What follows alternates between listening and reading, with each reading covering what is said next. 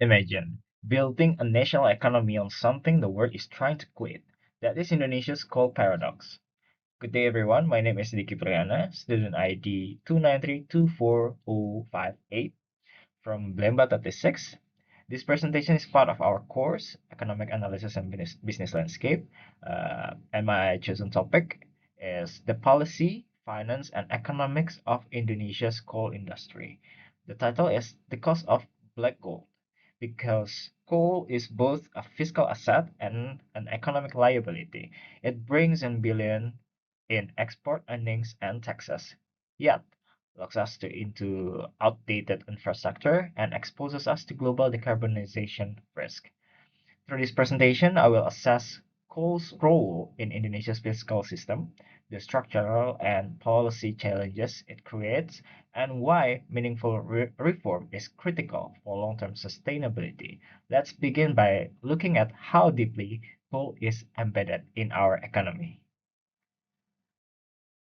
Indonesia's energy future hinges on how we balance short-term fiscal gains from coal with long-term sustainability. Coal may seem indispensable now, but we must assess if it's truly viable in a decarbonizing global market. Indonesia's energy future lies in how it balances fiscal gains from coal with the need for sustainability in a rapidly decarbonizing world. This quote summarizes my main argument. Coal is a fiscal asset. Yes, but it is also an economic liability. The revenue it generates is offset by hidden costs like stranded assets, international divestment risk, and regulatory stagnation. As shown in the graph, mining income has risen with coal prices, but this doesn't reflect the cost of lost investment in renewable or global financial repositioning. Indonesia's coal sector is a major contributor to public revenue through royalties, export earnings, and corporate taxes. In 2002 alone, coal made up over 10% of Indonesia's total exports, supporting budget allocations for infrastructure and SOEs. According to PwC in the 2023 Handbook of Energy and Economic Statistics, coal's fiscal importance is undeniable. However, this reliance comes at long-term cost. As outlined by Nugroho and Khalid 2024, coal dependency exposes Indonesia to stranded asset risk where coal plants may become obsolete and unprofitable due to tightening climate policies. Kennedy 2018 also warns that continued coal reliance may lead to ESG-aligned capital divestment and increased public health costs. The current system is also fiscally inefficient. The IISD 2022 and IESR 2024 note that Indonesia spends up to $8 billion per year on fossil fuel subsidies, sometimes more than its combined health and education budgets. These subsidies distort market signal and make renewable energy less competitive. The solution isn't immediate abandonment, but reform, as argued by UNISA et al. 2024 and CPI 2025. We need legal clarity, a realignment of fiscal policy with climate goals, and better institutional coordination. The key takeaway here is balance. We must weigh the short-term fiscal benefits of coal against the long-term economic, environmental, and financial risk it poses. So the goal is find balance. Indonesia must weigh short-term revenue needs against long-term macroeconomic and environmental resilience. Let's begin with why coal is so important for Indonesia. As of 2023, Indonesia's total export reached about 25877 billion USD, and coal plays a significant role in that figure. According to the Comtrade database, mineral fuels, including coal, made up 20% of total exports, making it Indonesia's single largest export category. Indonesia is the second largest coal producer in Asia, right behind China. Much of this production comes from Kalimantan and Sumatra, where coal also supports regional economic development. Ambia and Hamzah 2022 found that coal export contributed significantly to GDP, especially during commodity booms. Domestically, coal powers around 75% of Indonesia's electricity, much of it under the capped DMO price of USD 70 of 70 USD per ton to keep electricity affordable. This means coal isn't just for export, it's foundational to domestic energy supply too. However, as we'll see in the next slide, this importance comes with financial and policy challenges. Lastly, I want to briefly mention the JETP, the Just Energy Transition Partnership. This 20 billion USD initiative supported by the G7 is aimed to helping Indonesia phase out coal and accelerate renewables. It marks a key turning point, but the road ahead is complex. In addition to being a major export commodity, coal's role in Indonesia's domestic economy is even more deeply entrenched. First, as mentioned, Indonesia is the second largest coal producer in Asia, with vast reserves in Kalimantan and Sumatra. This geological advantages has translated into significant economic leverage. According to Jacob and Steckel, 2022, coal's dominance in energy policy reflects strong political and institutional lock-in. Next, coal accounts for over 10% of Indonesia's total exports. According to Ambian Hamza, this is especially important during times of global commodity price booms, when coal revenue function as a fiscal buffer, providing stability to the national budget and supporting trade balances. Domestically, the role of coal is even more critical. 75% of Indonesia's electricity still comes from coal-fired power plants by LTUs. To keep electricity affordable, the government enforces a domestic market obligation (DMO) pricing cap of 70 USD per ton, which is far below global market prices. This benefits consumer but suppresses the potential fiscal revenue from coal. However, these benefits come at a hidden cost. According to the IISD 2022, fossil fuel subsidies in Indonesia, especially for coal, have in some years exceeded the combined budget for health and education. These subsidies also distort energy markets and delay renewable energy competitiveness.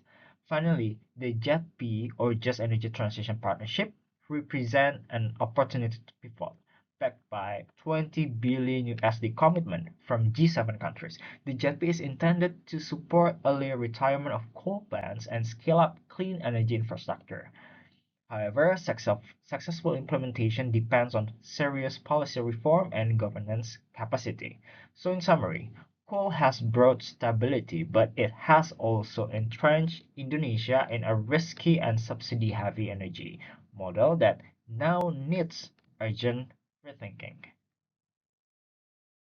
Indonesia's coal generates critical fiscal income, but at the cost of fiscal inefficiency and climate inaction.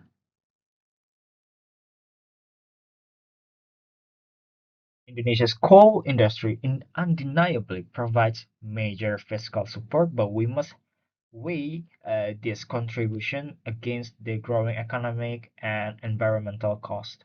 First, on the fiscal benefits, coal remains a major source of export revenue and royalties. In 2022, it contributed over 10% of Indonesia's total export, as shown by Ambia and Hamza, and reinforced by PwC's Mining Guide 2022.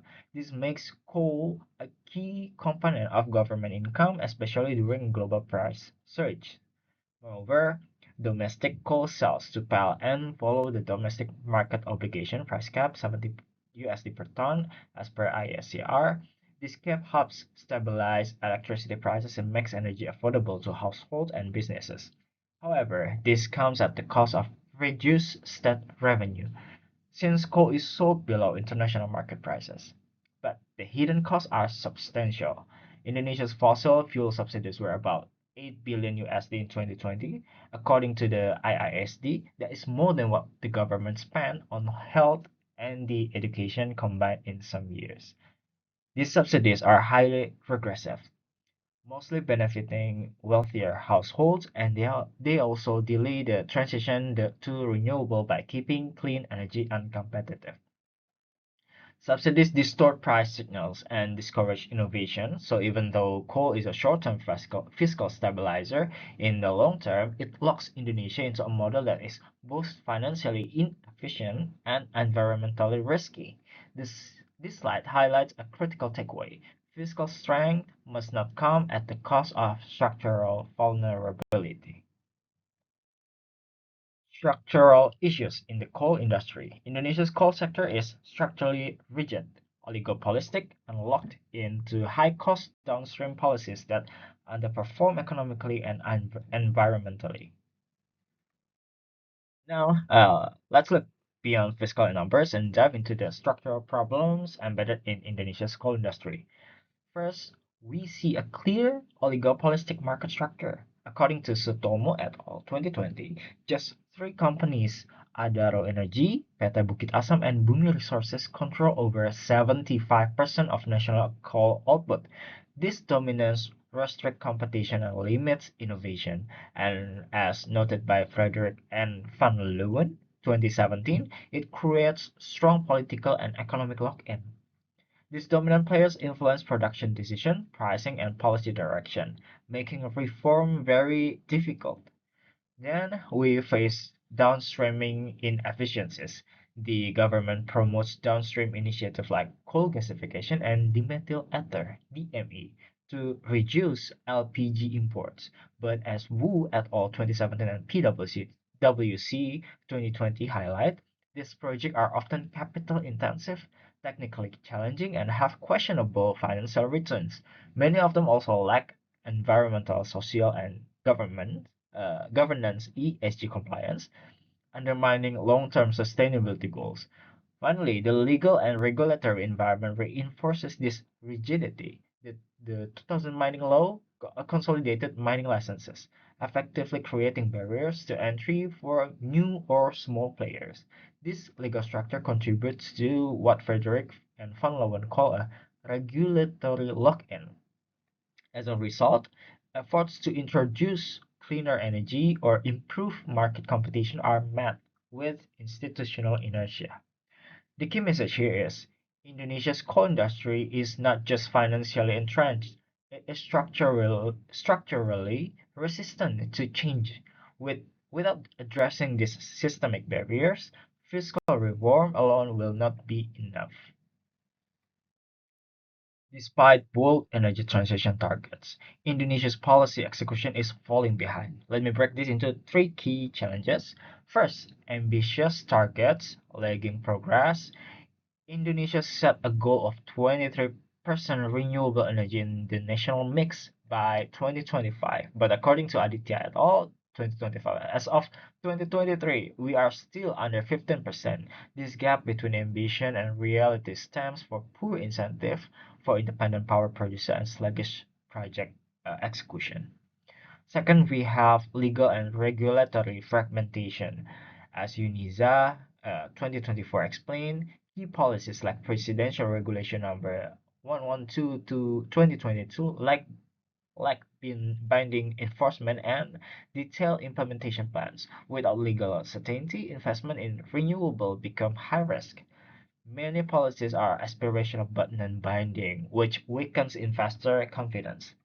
Third, are serious PPA grid issues, delayed power purchase agreements, tariff uncertainties, and grid access problem prevent renewable energy from scaling. IPPs often face difficulties negotiating bankable terms with PLN, which hampers financing and slow down project rollout. These policy and regulatory gaps create systemic inertia, where even good intention on paper fail in practice. This reinforces coal's dominance and delay the transition. This chart from the Handbook of Energy and Economic Statistics of Indonesia, 2023, show Indonesia's projected energy mix. In 2025, coal or batubara still dominates, powering 55% of electricity generation.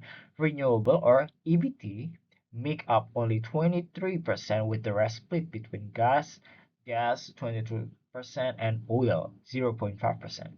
By 2038, even with efforts to transition, coal still holds a large share at 47%, while renewable grow only modestly to 28%. Gas also increases to 25%.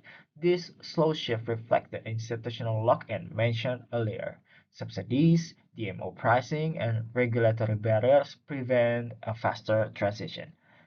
The reality is that Indonesia remains structurally tied to coal, and this energy mix exposes the risk of missing both its renewable targets and its net zero 2060 goal.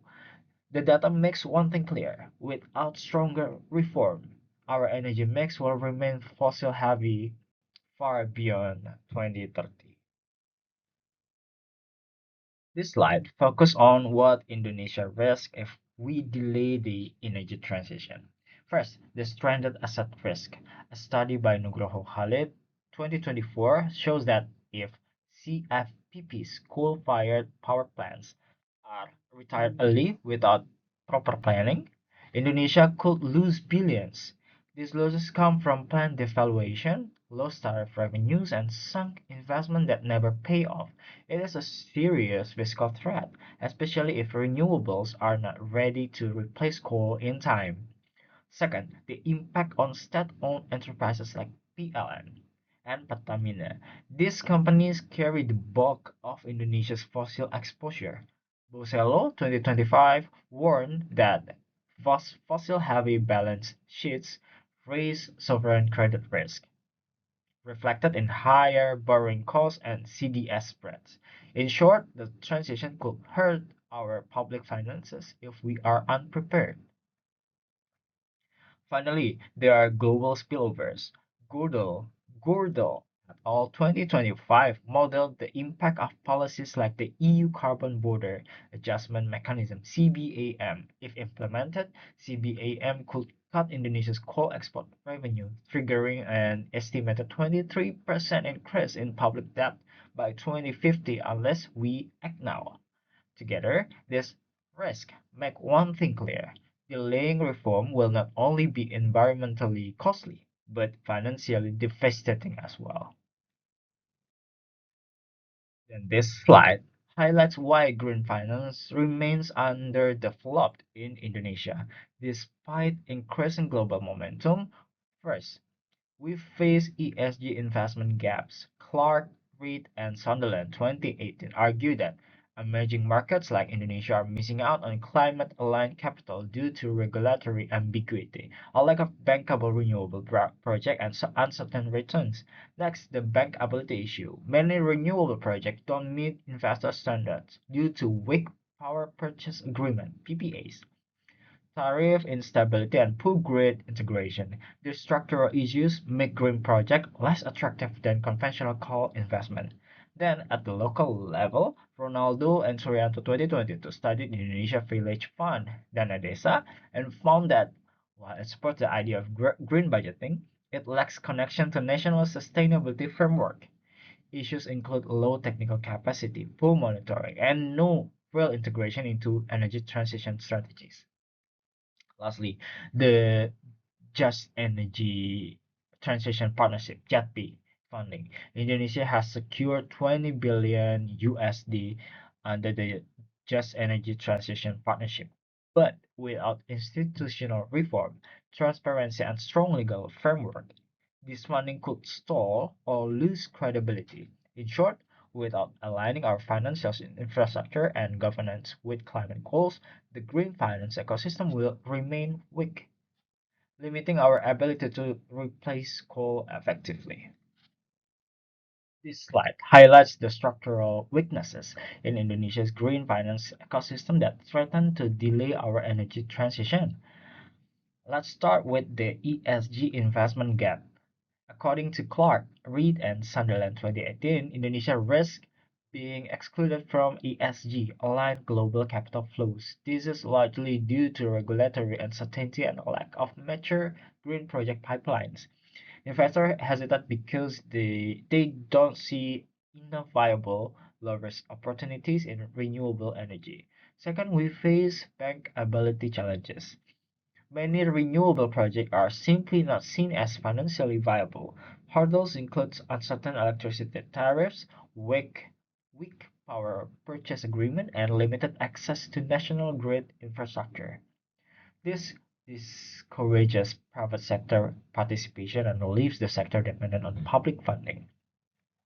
Third is the local level constraint. Ronaldo and Suryanto 2022 found that programs like Dana Desa or Village Fund struggle to align with national sustainability goals. Problems like poor technical capacity, limited monitoring, and lack of policy integration make local implementation of green budgeting inconsistent and ineffective. Finally, JETP implementation risk. Despite the 20 billion pledged by G7 countries under the JETP, without strong governance and transparency, these funds could lose momentum. International donors need clear disbursement rules, measurable impact, and institutional accountability to maintain trust.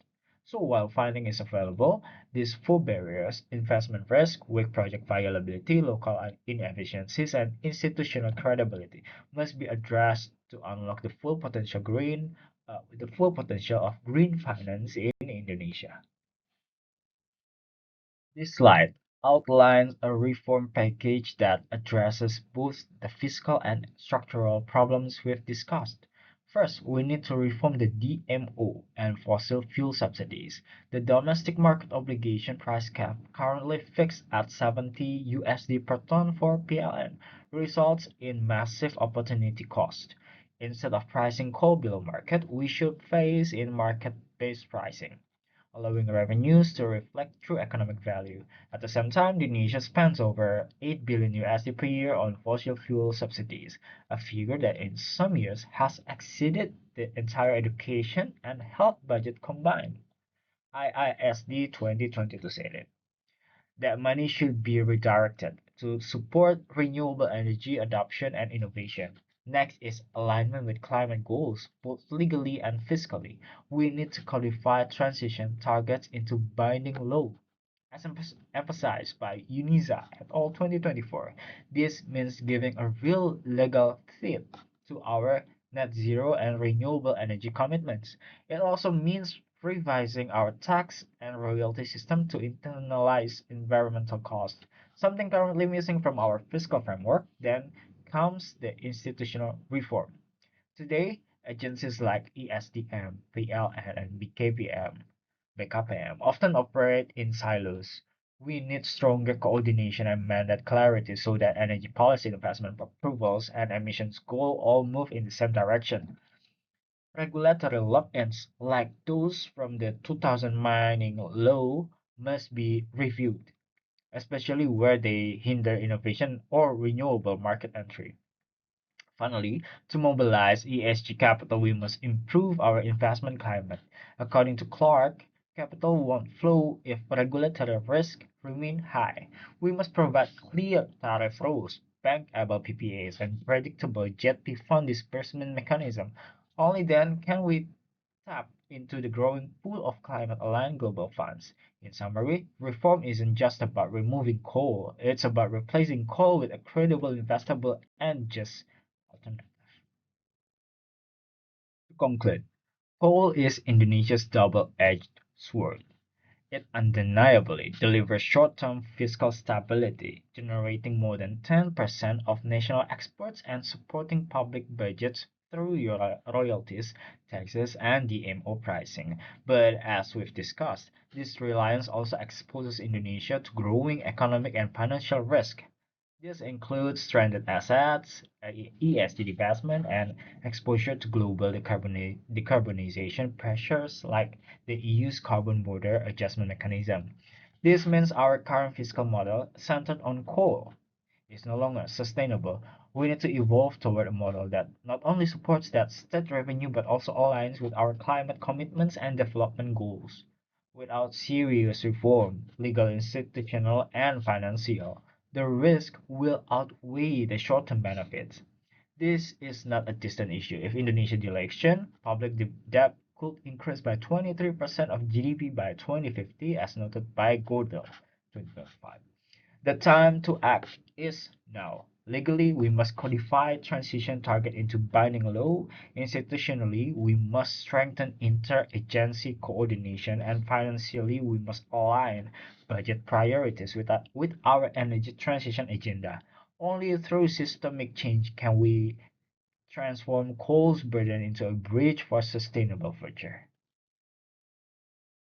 Well, thank you for today presentation. Have a nice day, everyone.